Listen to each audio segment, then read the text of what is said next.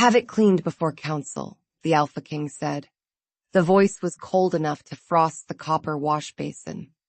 He tossed his black ceremonial robe into Maravele's laundry basket as if it were only cloth, not a royal artifact embroidered with silver thread and moonstone clasps. Mara caught the robe against her chest before it could slide onto the damp stone floor. She was a laundry maid with orange hair that never stayed pinned, soap on both wrists, and absolutely no official reason to be looking directly at the most powerful wolf in the Northern Territories. So she did what sensible low servants did around kings. She lowered her eyes. Then the robe spoke. Not aloud. Cloth never spoke aloud. That would have been easier to explain, and much worse for her employment. The voice rose through her palms, warm and rough and deeply offended, like a wolf pacing inside velvet. He did not need the robe cleaned, the voice said. He wore it for 7 minutes. 7. He only brought it here because the orange-haired one touched the sleeve yesterday, and now he has lost all judgment. Mara's fingers tightened in the fabric. The Alpha King, Ronin Ashbourne, ruler of Ironmere, breaker of the southern siege, terror of every border lord with enough sense to fear him, stood 3 paces away in the laundry passage with his expression carved into perfect indifference. His wolf was not indifferent. Also, the wolf continued, with the private satisfaction of a creature who had been waiting for an audience, he practiced this entrance twice in the mirror. Mara stared at the robe. Ronin's pale gray eyes narrowed. Is there a problem? She pressed her lips together until they almost hurt. No, Your Majesty. He looked at the robe, then at her hands on the robe, then away again with the stiff control of a man trying very hard not to appear interested in either.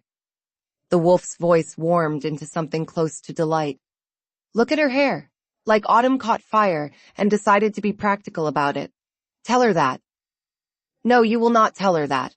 You will stand there like a frozen gatepost and discuss laundering schedules. Mara made a small sound. It was not a laugh. It could not be a laugh. Laughing at the Alpha King in a laundry corridor was not a career path.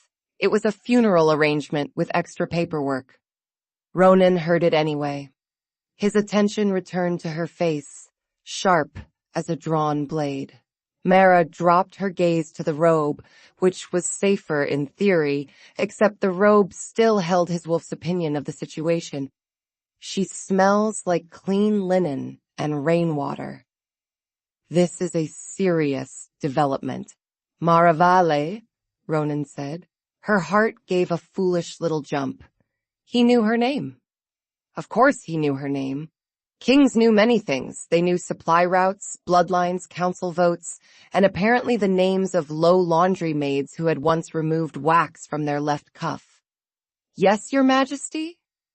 His expression did not change, but the robe in her hands thrummed with a sudden pulse of satisfaction. He likes the way she says it. This is embarrassing for everyone involved, but mostly for him. Ronin's jaw tightened, as if some part of him had heard the judgment without knowing its source. The silver stitching cannot be soaked, he said. Use cold water on the hem. The right sleeve picked up ash from the council hearth. Mara looked down at the right sleeve. It was immaculate. He is lying, the wolf said cheerfully. There is no ash. There is one speck of dust near the cuff.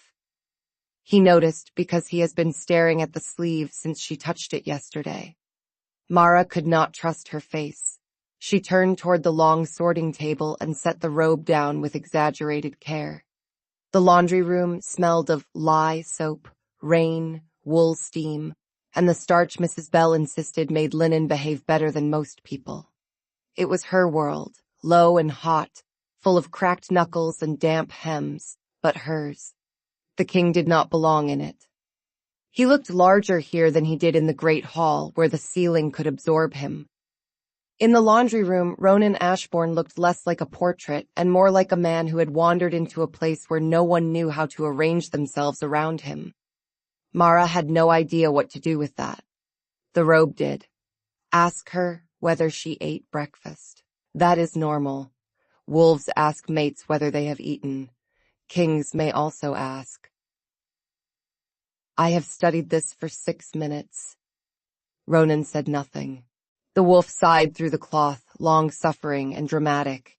Mara smoothed the hem to hide the tremor in her hands. It will be ready before council. Good. The word should have ended the encounter. Ronin should have turned, left, and returned to whatever kings did at this hour. Instead, he stayed. Mara felt his attention on the back of her neck, and beneath it, through the robe, came a quieter pulse. Not humor this time. Loneliness. Bone deep, carefully folded, hidden inside black velvet and silver thread. It struck her harder than the wolf's teasing had. For years, Mara had kept her gift quiet because cloth remembered too much. It held sweat, fear, grief, lies, and the warmth of hands that had clutched it too tightly. Royal garments were worse because they were worn in rooms where people lied beautifully. By 24, she was excellent at laundry and even better at pretending cloth was only cloth. Then the Alpha King had brought her a robe full of love confessions from his wolf. Life was unfair in very specific ways. Your hair, Ronin said suddenly. Mara froze. His expression, for the first time since entering, lost its perfect severity. Not much, only a fracture. A man stepping too close to a thought and regretting it. The wolf went utterly still. Yes, continue. This is progress. Ronin looked at a spot just above her shoulder. There is soap in it. The wolf made a sound like a body falling downstairs. That is not what we practiced. Mara reached up and found a small puff of soap foam caught in a loose orange curl near her temple. She wiped it away with the back of her wrist, her face warm. Thank you, Your Majesty. Ronin gave one short nod, as if he had successfully completed a border negotiation. The wolf was less impressed. Soap. He noticed firelight hair and said soap. I am trapped in a man with the romantic instincts of a locked cellar. This time Mara had to turn away completely. She busied herself with the rinse bucket until she could breathe without laughing. Behind her, Ronin's boots shifted once on the stone floor. Mrs. Bell says you are careful with delicate work, he said. That was safer ground. Mara latched onto it. Mrs. Bell says many things when she wants me to do work no one else wants. The silence that followed was dangerous. Mara realized too late that she had spoken like a person and not a servant. She slowly lifted her eyes. Ronin was watching her with a strange expression. Not anger. Surprise, perhaps. Or something worse. Interest. The wolf's voice turned warm enough to make the robe feel sunlit beneath her hands. There. That one. Keep that one. She has teeth under the manners. Ronin's gaze dropped to the robe. The council begins at noon, he said. It will be ready. He turned at last. At the doorway he paused, and Mara thought for one wild moment that he might say something human. Something like, Did you eat breakfast? Or, I did not practice in the mirror. Or even, please ignore my wolf if my wolf has somehow found a way to speak through fabric, which would be alarming but refreshingly honest. He said, do not scorch it. Then he left. The moment his footsteps faded, Mara sank onto the stool beside the sorting table and pressed both hands over her mouth. From the robe, the wolf gave a final, mournful assessment. We are doomed. Mara laughed into her palms until Mrs. Bell shouted from the next room to ask whether someone had dropped a hot iron on her foot. By noon, Mara had cleaned the robe without soaking the silver stitching, without scorching anything, and without once telling Mrs. Bell that the king's wolf had described his human half as a locked cellar with cheekbones. That felt like professionalism. Mrs. Bell inspected the finished garment, pronounced it good, and sent Mara to deliver it herself. From Mrs. Bell, good was a standing ovation. Captain Alaric Voss met her outside the robing chamber with the permanent exhaustion of a man employed by someone powerful enough to make bad decisions on a national scale. His eyes flicked to her orange hair, already escaping its pins. The king requested you wait. Mara's stomach dropped. Did I damage something? Not unless you consider his composure an object under laundry jurisdiction. Inside, Ronin stood near the mirror in a dark shirt, sleeves rolled to his forearms. Without the robe, crown clasp, or ceremonial severity, he looked disconcertingly like a man. A dangerous man, but still. The robe pulsed the moment Voss carried it in. There she is. Pretend this was unplanned. No, not like that. You look like a condemned statue. Mara bit the inside of her cheek while Ronin put on the robe. The wolf's presence sharpened through the black fabric. Tell her she did well. Tell her the robe smells like her soap, and now counsel may be survivable. Ronin fastened the moonstone clasp. The stitching is intact. The wolf's disappointment was magnificent. Ronin then ordered Mara to remain nearby during council in case of spills. When she pointed out that wine at noon seemed unlikely, he revised the danger to ink with the defensive dignity of a monarch protecting a very poor excuse. Voss turned away, shoulders very still. The robe's wolf sounded reverent. She questions poor strategy. Excellent mate quality. That was how Mara Vela, laundry maid, found herself stationed in the shadowed antechamber beside the great council hall with a basin, clean cloths, and no idea how her life had wandered so far from shirts. Through the partly open door, she could hear the council gather. Boots, canes, chairs scraping, low voices full of importance. The Alpha King entered last, and the room changed around him. Mara could not see much from her position, only the edge of the long crescent table and the black fall of Ronin's robe as he took the central seat. The robe carried echoes back to her like a taut thread. Lord Eldrin is nervous, the wolf reported. He smells like old parchment and planned betrayal. Mara stiffened. She had heard that name often enough in the laundry. Lord Eldrin Valacrest, High Counselor of Ironmere, came from one of the oldest bloodlines. His robes were always spotless, his gloves always white, and his servants always frightened. The meeting began with border taxes, grain storage, and winter patrol routes. Mara let the words wash over her. Servants who survived long in castles became furniture with ears. The robe kept murmuring. Ronin is bored. Ronin is irritated. Ronin is considering whether Lord Merrick has ever completed a sentence without strangling it first. Mara kept her face neutral. Then a woman's voice entered the chamber. Lady Seraphine, the herald announced, daughter of the Western House of Greymont. Even from the antechamber, Mara could feel the room rearrange itself. Lady Seraphine was beautiful, golden-haired, perfectly trained, and ambitious, in a way people called admirable, because she was rich. Ronin had never commented. His robe did now. No. One word. Flat, wolf-deep, absolute. Mara's fingers curled around the cleaning cloth. Lady Seraphine spoke with practiced softness about alliance, stability, and proper lineage. Mara could not see Ronin's face, but she felt the robe go cold. Lord Eldrin cleared his throat. His voice came next, oily with ceremony. Your Majesty, given the concerns raised by several houses, the matter of your future mate must be addressed with dignity. The robe's memory sharpened beneath Mara's distant touch. Eldrin had planned this. Ronin's answer carried through the room, controlled and low. My mate will not be selected by committee. A pause followed before Lord Eldrin recovered. No one suggests such a thing. We merely ask that the council be reassured. Rumors have emerged that your attention has been drawn toward unsuitable quarters. Mara's skin went cold. The wolf's presence surged through the robe, no longer amused. They speak of Mara. Lady Seraphine's voice remained sweet. The pack needs confidence, Your Majesty.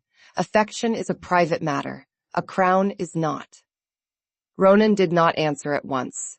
When he did, the room shrank around the words. Choose your next sentence carefully. Mara was frightened, but beneath the fear came anger.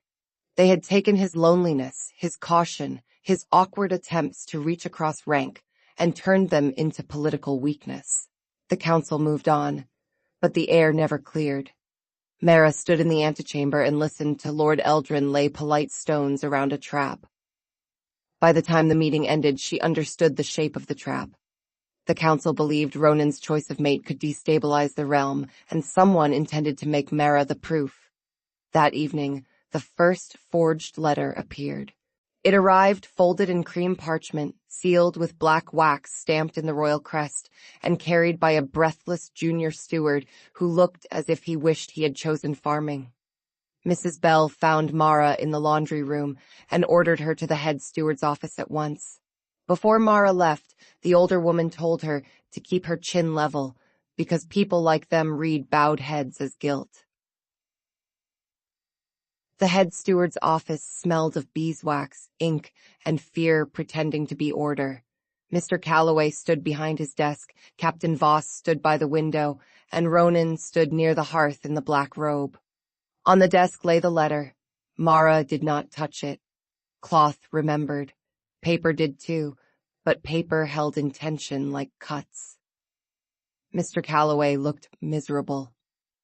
Mara Valet, a letter has been presented to the household office. It bears the king's seal and references you by name. Ronin's wolf pushed through the robe so strongly she felt it from across the room. False. Ronin did not look at the letter. He looked at Mara. Read it, he said to Captain Voss. The beta picked up the parchment. His face remained calm, but his voice grew flatter with every line. The letter claimed Ronin had entered a private arrangement with Lady Seraphine, and that any lower servant who had received unusual favor was to be dismissed before the next full moon. Mara heard the words as if they were spoken through water. Unusual favor. Lower servant. Dismissed. The room waited for her to crumble. She did not. She looked at the letter on the desk and felt the strange cold pressure of its memory reaching for her. May I touch it? She asked. Mr. Calloway made a startled sound. Captain Voss did not move. Ronin's eyes sharpened. Why? Mara held his gaze. Because it is lying. The robe answered before he did. Yes. Ronin crossed the room, picked up the letter, and held it out to her. Captain Voss inhaled softly. Mr. Calloway looked as if someone had overturned a cart inside his mind. Mara took the parchment. The memory struck instantly. Not Ronin. Not his hands. Not his scent of frost pine and smoke. This letter remembered a different room. Blue curtains, a silver lamp, Eldrin's dry fingers, Seraphine's clenched gloves, and a younger maid holding wax over a flame. Then came Eldrin's satisfaction, Seraphine's ambition edged with fear, and the maid's panic. Mara set the letter down carefully. Ronin watched her face as if the rest of the room had ceased to exist. It was written in Lord Eldrin's rooms, she said. Not by you.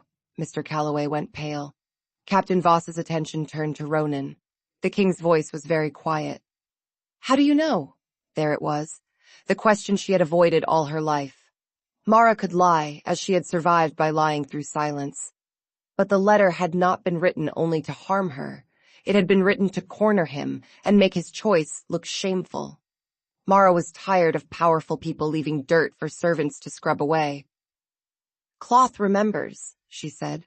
Paper does too, sometimes. Anything held close to strong feeling keeps an echo. I can hear it when I touch it.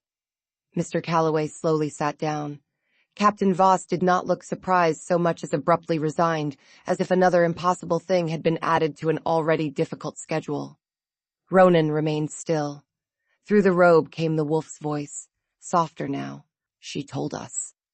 Mara braced for fear, for disgust, for the careful step back people took when they realized she knew things she had no right to know. Ronin did not step back. What else? He asked. No accusation, no horror, only trust offered so directly it nearly undid her. Mara swallowed.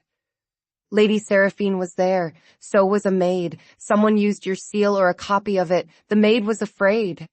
Captain Voss moved first. I will place discreet watch on Eldrin's rooms. No, Mara said. Every eye turned to her. Her voice wanted to shrink. She did not let it. If he knows you suspect him, he will destroy whatever else he has. Ronin's expression changed.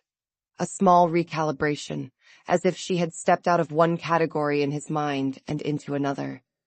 What do you suggest? He asked. Mara looked at the letter again. The memory of blue curtains clung to it like perfume. Let him think it worked! Mr. Calloway made a distressed noise. Captain Voss looked interested. Ronin looked dangerous. No. The wolf agreed with him immediately. Absolutely no. We do not use Mara as bait. Terrible plan. Hate plan. Bite plan. For some reason, hearing the wolf panic on her behalf steadied her. Mara folded her hands before she spoke, because if she did not, Ronin might see them tremble. You do not have to dismiss me. Just let the household believe I am under review. If Eldrin thinks the pressure is working, he will move again. Ronin's gaze did not leave her. The room was silent long enough for the hearth to pop twice. When he finally answered, he did not sound like a king giving an order. He sounded like a man, forcing himself to respect a choice he hated. You will not be alone. Mara nodded once. I know. The wolf muttered through the robe. She says that as if we are reasonable. We are not reasonable. Mara almost smiled. Ronin saw it. His eyes narrowed slightly, but not in anger this time. In suspicion. What? He asked. Nothing, Your Majesty. The wolf huffed. She heard me. Interesting. Mara looked very carefully at the letter. The next 3 days turned the castle into a theater of whispers. Mara remained in the laundry, officially under review, while Mrs. Bell assigned her the royal inventory sheets and told anyone who objected that she would boil their stockings with the stable rags. Ronin did not come to the laundry. His robes did.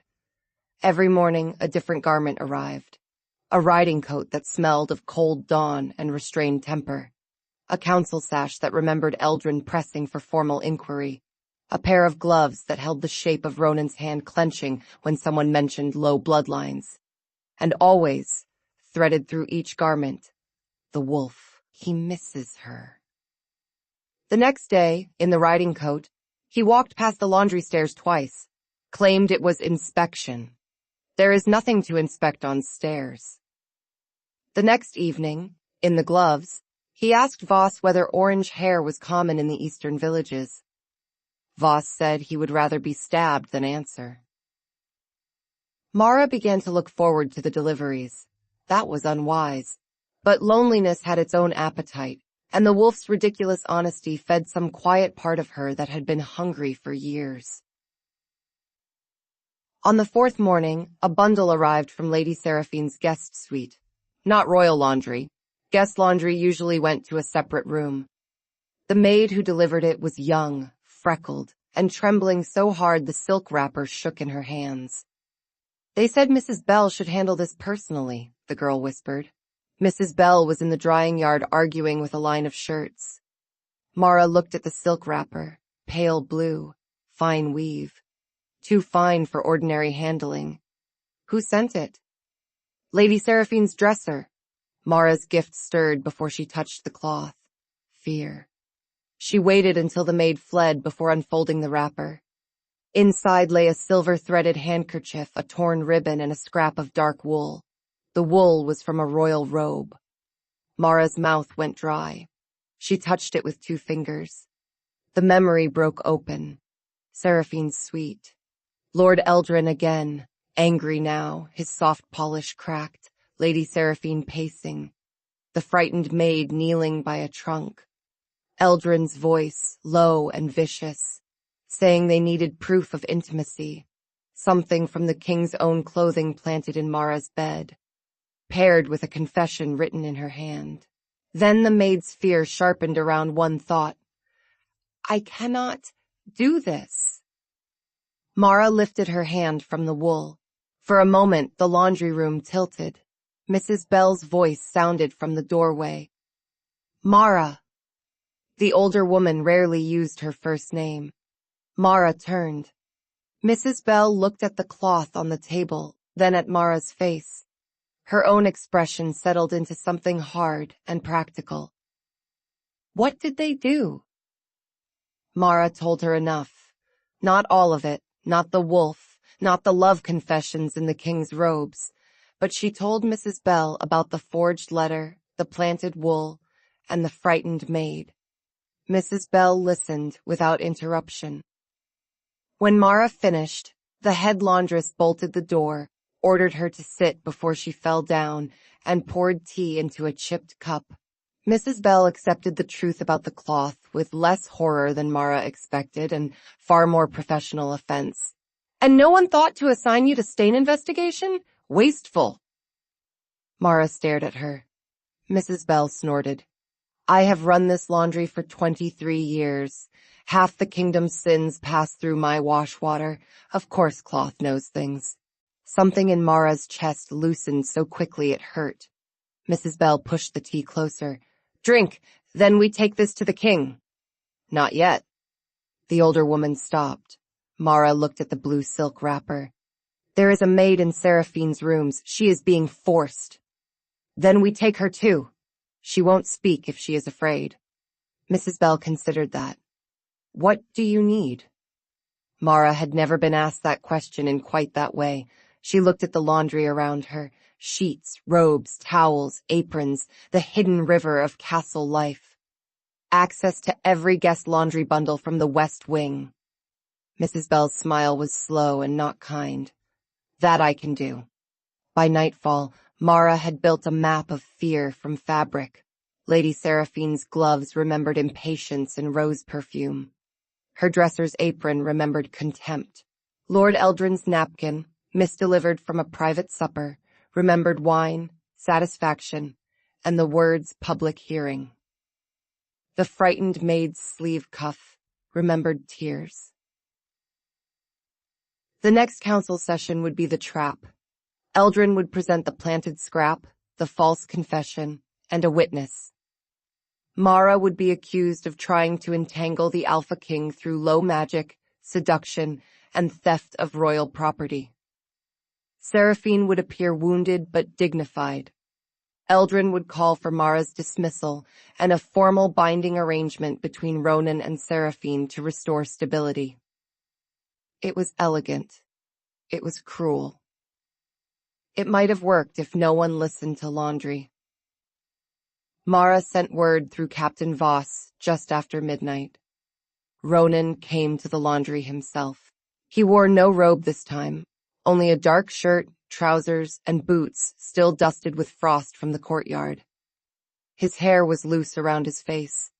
He looked less like the Alpha King and more like someone dragged from an argument with his own better judgment. Captain Voss came with him. Mrs. Bell stood beside Mara at the sorting table with the expression of a woman prepared to fight a noble house with a starch paddle. Mara laid out the evidence: the blue wrapper, the royal wool scrap, the napkin, the maid's cuff, which Mrs. Bell had acquired through methods no one asked her to explain. Ronin listened without interrupting, his stillness more frightening than anger. When she finished, the laundry room was quiet, except for water dripping near the rinse tubs. Captain Voss spoke first, his voice carefully even. "If we arrest Eldrin now, he will claim the evidence was fabricated by the laundry." Mrs. Bell gave him a look. "The laundry does not fabricate. It removes." "Noted," Voss said. Ronin understood at once that they meant to accuse her publicly, and his refusal came quiet enough to be more dangerous than a shout. Mara met his eyes and explained why he could not stop them too soon. If he silenced Eldrin before the accusation, the council would call it protection born from rumor. If Eldrin spoke first, Mara could answer. The muscles in Ronin's jaw tightened as he warned her what they would try to do. They would humiliate her. They would call her gift corruption. Mara already knew. The whole plan depended on those fears. His hands curled once at his sides. Mara stepped around the table. She did not touch him. She was not sure she had that right. But she came close enough that he had to look down to hold her gaze. Your Majesty, I have spent my life being careful because people dislike what they cannot explain. I am tired of being careful for people who use fear as a weapon. Something moved through his expression. Pain, perhaps. Recognition. Captain Voss found deep interest in a stack of folded towels. Mrs. Bell found equally deep interest in Captain Voss not making the towels worse. Ronin's voice lowered. What do you need from me? Mara's answer came more easily than she expected. Trust me long enough not to rescue me too early. The silence after that felt enormous. Then Ronin nodded once. It cost him. She could see that. But he gave it anyway. I will wait, he said. Mrs. Bell folded her arms. And if waiting becomes foolish? Ronin's eyes did not leave Mara. Then I will stop waiting. That should not have warmed her. It did. Captain Voss cleared his throat. I will find the maid from Seraphine's rooms. Quietly. Her name is Elsie, Mara said. The cuff had remembered it in a whisper. Voss nodded and left. Mrs. Bell gathered the evidence cloths into a clean linen bag. I'll put these where noble hands cannot wander. When she left, the laundry room seemed suddenly too warm. Mara and Ronin stood alone among steam, copper tubs, and rows of drying linen. Without a robe between them, she could not hear his wolf. The absence felt strange. Quieter. More dangerous. Ronin looked at her hair, which had escaped entirely now. Orange curls frizzed from the damp air around her face. There is soap in it again, he said. Mara closed her eyes briefly. When she opened them, his mouth had done that almost smile thing again. He reached out, slowly enough that she could have stepped away, and plucked a flake of dried soap from a curl near her cheek. His fingers did not touch her skin. Almost, but not quite. The restraint felt more intimate than touch. Thank you, she said. He held the tiny soap flake as if it had betrayed him. I have been informed, he said carefully, that I am poor at saying what I mean. Mara thought of the robe, the wolf, the mirror practice, the 7-minute council garment, and the stare inspections that inspected nothing. By Captain Voss? Among others. Mrs. Bell? She has opinions. She always does. Ronin looked at the drying lines, the wash basins, the ordinary tools of her ordinary life. When his gaze came back to her, the cold king was not gone exactly. But he was no longer all there was. I did not send the robe because it was dirty, he said. Mara's breath caught. He looked as if every word had to be dragged past years of training, duty, and pride. I know, she said softly. His eyes sharpened. You know. This was the edge of it. She could step back. She could hide behind half-truths until dawn. Instead, Mara gave him the smallest mercy she had. Your wolf is very honest. Ronin went perfectly still. Then, slowly, mortification rose up his neck. It was an extraordinary thing to witness on the Alpha King of Ironmere. How honest? He asked. Mara considered lying. The temptation was immense. She could say only a little, only enough, only general impressions of admiration and concern. But his wolf had called her hair autumn fire with practical tendencies, and some truths deserved daylight. He said you practiced your laundry corridor entrance twice. Ronin closed his eyes. Mara continued because stopping now felt crueler. He said you brought the robe because I touched the sleeve yesterday. Mara. He said you have the romantic instincts of a locked cellar. Ronin opened his eyes. For one fragile second, he looked horrified. Then Mara laughed. Not a polite sound. Not a servant's careful exhale. A real laugh, warm and helpless, rising through all the fear of the last 3 days until it filled the laundry room. Ronin stared at her as if laughter were a form of weather he had never seen indoors. Then something in him broke open. He laughed too. It was brief, startled, rough from disuse. But it was real. Outside the laundry door, Mrs. Bell's voice carried from the corridor. "If either of you knock over the starch, I don't care who wears the crown." Ronin's laugh deepened for one impossible moment. Mara pressed a hand over her mouth, still smiling. The next morning, the council chamber filled before sunrise. Everyone had heard enough rumor to arrive early. Nobles wore their best judgmental expressions. Council lords murmured behind gloved hands.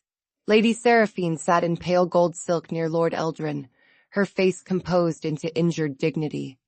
Her maid Elsie stood behind her chair, white as linen. Mara entered through the side door with Mrs. Bell.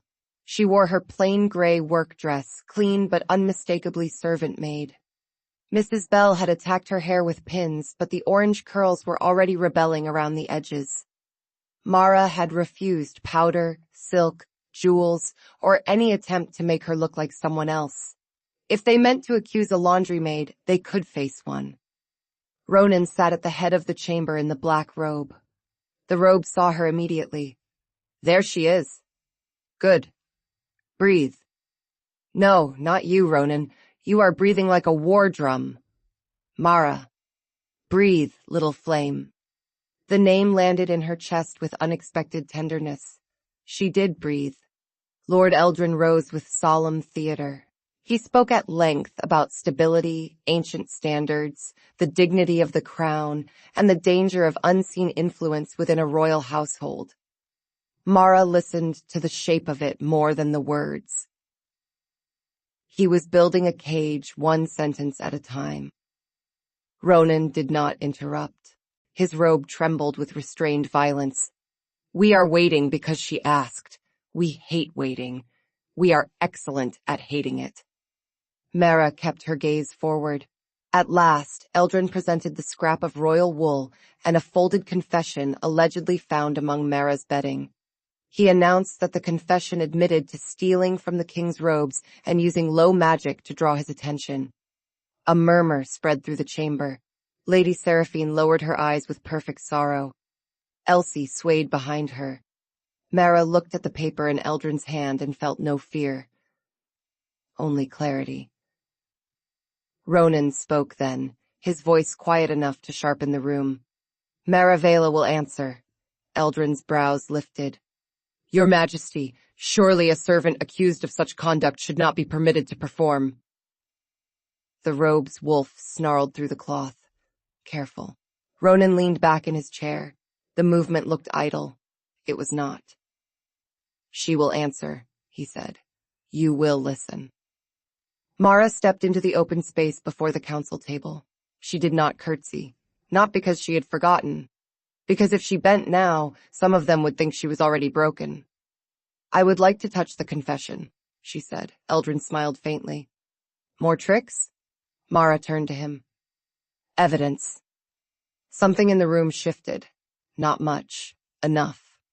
Captain Voss took the paper from Eldrin before the Lord could refuse, and brought it to Mara. His expression gave nothing away, but his fingers brushed the edge of the page in a small warning. Careful. Ink still wet near the fold. Mara touched the paper. The memory rose at once. Eldrin's rooms. Not night this time. Dawn. Eldrin dictating, his voice clipped with irritation. Lady Seraphine correcting one phrase. Elsie crying silently as she copied Mara's name again and again, imitating a hand she had seen only on laundry inventory sheets. Mara opened her eyes. The chamber waited.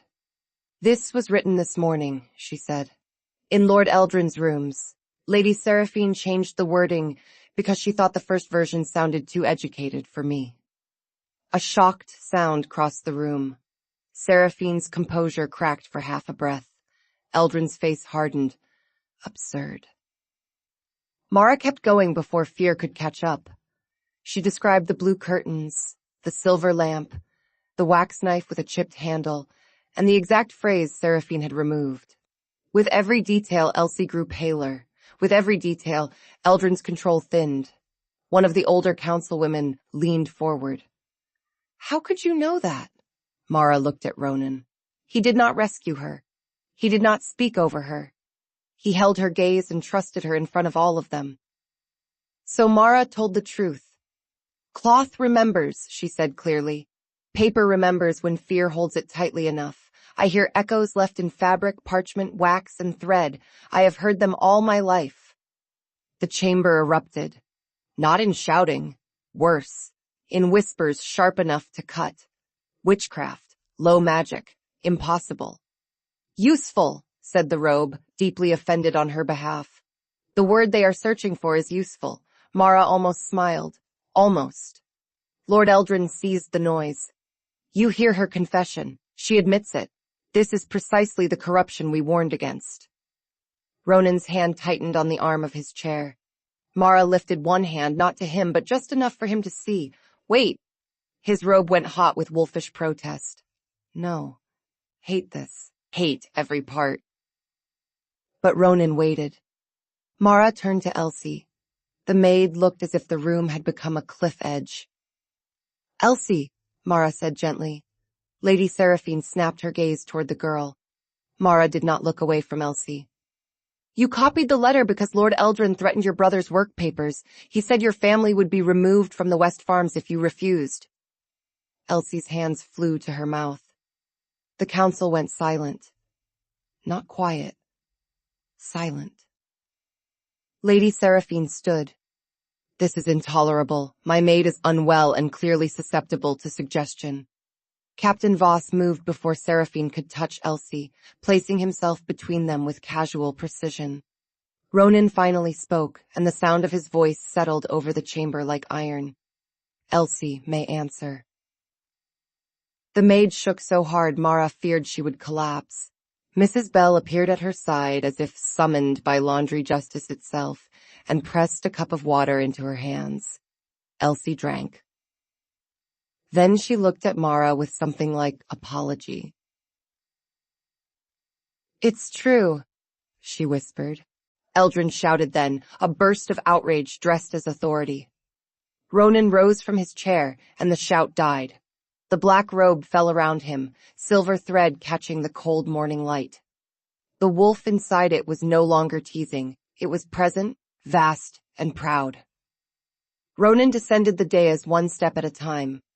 "Lord Eldrin," he said, "you forged a royal letter, threatened a servant's family, conspired to manipulate your king, and attempted to use council authority to remove an innocent woman."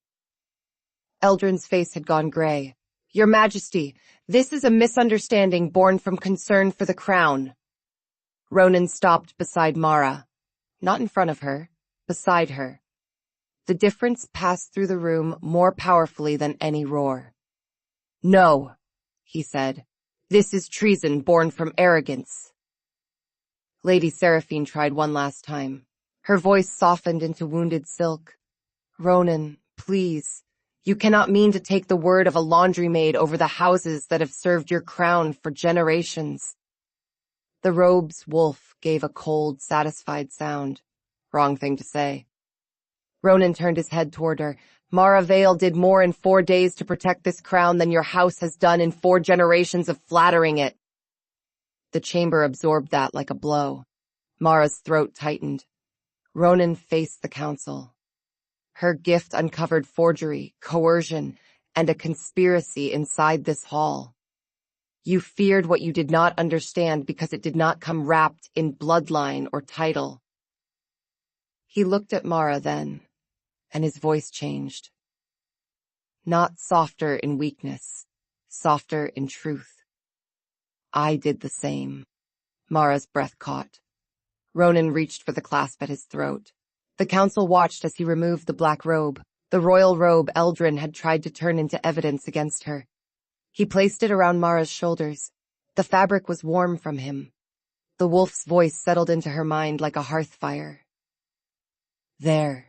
Correct. Finally." Mara stood beneath the weight of royal velvet, orange hair bright against black cloth.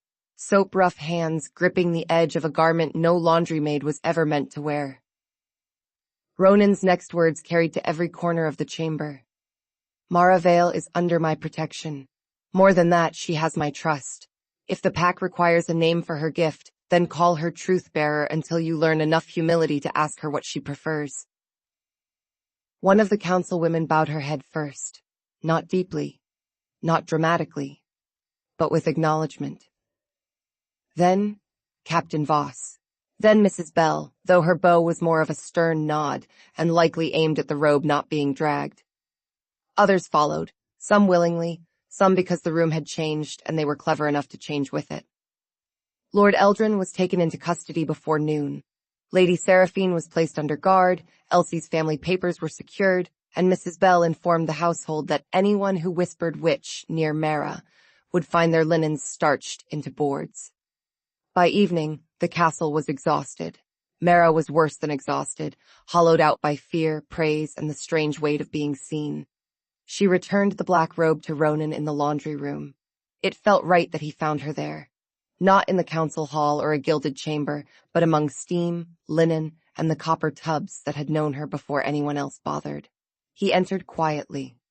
Mara was folding drying cloths at the table, though she had folded the same one 3 times. Her orange hair had finally escaped every pin. The robe lay beside her, cleaned of politics, if not memory. Ronin stopped just inside the doorway and mentioned, with careful dignity, that Mrs. Bell had told him not to keep Mara standing. Mara said the head laundress seemed to tell kings many things now. Ronin admitted that Mrs. Bell claimed she always had, and he had only recently become useful enough to hear them. Mara looked up. There was no crown clasp at his throat, no ceremonial armor, no council mask, just Ronin, tired and careful, watching her as if the laundry room had become the only honest place in the castle. The robe, folded on the table, stirred beneath her hand. He is nervous. He has been outside the door for 5 minutes. Voss said 7. Voss lies. It was 5. Mara's mouth curved. Ronin recognized the look at once and, with half-resigned patience, asked what his wolf had said. The robe pulsed with immediate alarm. No. Accuracy matters in courtship. Mara told him the wolf claimed 5 minutes. Ronin insisted it had been 4. When she added that Captain Voss apparently claimed 7, the Alpha King reassigned his beta to the Northern Snow Watch entirely in his imagination. Mara laughed softly. Ronin crossed the room, not with the controlled distance of a king approaching a subject, but with the careful intention of a man approaching someone whose answer mattered. Mara touched the robe. The old memories were still there. Council tension, wolfish pride, Ronin's hand unclasping the moonstone, the warmth of him placing it around her shoulders in front of everyone. Beneath them, something new had settled. Peace. It is different now, she said. Ronin looked at the robe. What is? Your robe. He waited. She ran her thumb over the silver thread and told him that before it had felt lonely and heavy, as if every room stayed on his shoulders after he left it. His face changed, only slightly, but she saw the hit land. And now? Mara looked at him. Now it feels like a door opened. The words sat between them, tender and frightening. Ronin placed one hand on the table, not reaching for her, just close enough that she could choose. I have spent most of my life believing strength meant needing no one, he said. Mara thought of the wolf pacing inside robes, saying what the man could not. She told Ronin that sounded lonely. He admitted it had been efficient, and she answered that efficient was not the same thing. His almost smile returned as he agreed he was learning that. Mara laid her hand over his. The contact was simple. No thunder, no dramatic shattering of the world, just warmth, and a steady pull in her chest that felt less like falling and more like arriving. The robe on the table went almost unbearably warm. Mate, the wolf said, but softly now. Not a shout, Not a demand, a recognition. Our little flame. Mara's eyes stung. When she told Ronin what the wolf had called her, his ears went red, which was becoming one of her favorite royal events. He muttered that the wolf had no restraint. Mara said the wolf had excellent taste. Ronin looked at her then, and the cold king was nowhere to be found. Yes, he said, he does. Mara's heart made a poor attempt at remaining practical. When she called him Your Majesty, he corrected her with his name. The Robe approved with a single satisfied word. Progress. She tried it. Ronin. His hand tightened gently around hers. When he opened them, his voice was rougher. Mara, I will not ask you to become something you are not for this court. She believed him, which surprised her. After a lifetime of cloth telling her how easily people lied, belief did not come naturally. But the Robe was quiet except for warmth. Ronin continued carefully, each word chosen as if he meant to keep it. I will ask you to stand with me when you choose. In council, in the laundry, wherever you decide truth needs saying. Not because my wolf chose you first, though he will be insufferable about that forever. Because I choose you now. The laundry room blurred a little. Mara tightened her grip on his hand. Mara reminded him that she was still a laundry maid. Ronin said that was fortunate, because the laundry appeared to be the only department in the castle with operational intelligence. She laughed through the ache in her throat and warned him Mrs. Bell would want that in writing. Apparently, Mrs. Bell had already demanded it. Mara shook her head, and one orange curl fell across her cheek. Ronin reached for it, then paused, asking without words. She leaned closer. He brushed the curl back with a tenderness that made the council chamber feel far away. There is no soap in it this time, he said. The Robe's wolf sighed with profound relief. Finally, a competent observation. Mara smiled up at him and called it high praise. Ronin said that was apparently true from the wolf. Mara corrected him softly. From both of them. Ronin's gaze dropped to her mouth, then returned to her eyes with visible effort. Mara thought of every garment she had touched that held fear, lies, or grief. She had spent her life hearing what people left behind. For once, she wanted to hear what someone chose to say. You may kiss me, she said. Ronin went very still. The Robe's wolf did not. Yes. Excellent. Move. Move now. Why are we discussing this internally? She gave clear permission. This is not a council motion. Ronin made a sound suspiciously close to a laugh. Then he came around the table, cupped her face with both hands, and kissed her. It was not a claiming meant for an audience or a royal declaration. It was warm, careful at first, then less careful when Mara rose onto her toes and held the front of his shirt. The robe on the table gave one deeply satisfied pulse. When they parted, Mara rested her forehead against his chest because her knees had become unreliable. Ronin's arms came around her. For a long moment, the laundry room held them in its familiar warmth. Somewhere in the corridor, Mrs. Bell loudly informed Captain Voss that if he was loitering, he could carry towels. Ronin's chest moved with silent laughter beneath Mara's cheek. The wolf murmured through the robe, quieter than she had ever heard him. Home. Mara closed her eyes. The word did not feel like a palace, a crown, or a black robe heavy with silver thread. It felt like clean linen, warm hands, orange curls escaping pins, and a lonely king laughing in a laundry room because a wolf with no restraint had finally told the truth loudly enough for both of them. What did he say? Ronin asked softly. Mara looked up. She could have teased him. She would later, often, but this truth was too simple to dress in humor. He said home. Ronin's face softened in a way the council would never believe. He is right, he said. From the table, the robe warmed one final time, smug and sleepy and utterly pleased with itself. Of course I am. Mara laughed against Ronin's shoulder, and for the first time in her life, every echo in the room was kind. Thank you for listening. If this story grabbed your heart, hit the like button, subscribe, and ring the bell so you never miss our next story. We'll see you in the next one.